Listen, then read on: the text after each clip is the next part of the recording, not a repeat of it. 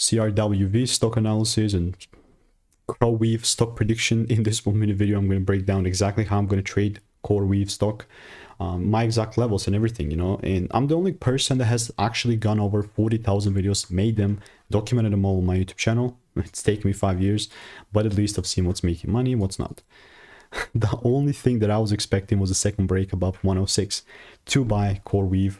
And all that happened today, we just kind of gapped up. Yeah, that's ultimately what happened. I mean, it's not the first time that I'm trying to long CRWV. This is where it really all began. Like at the time, how way back then, 3 weeks ago, it was sitting at 51. I was expecting like 65 or whatever. We just demolished those. Now we're 120, right? So we're more than a double.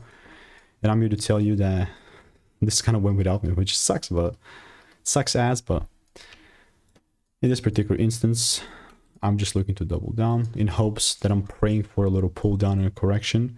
And only if I see this and rules met, then only that I'm buying.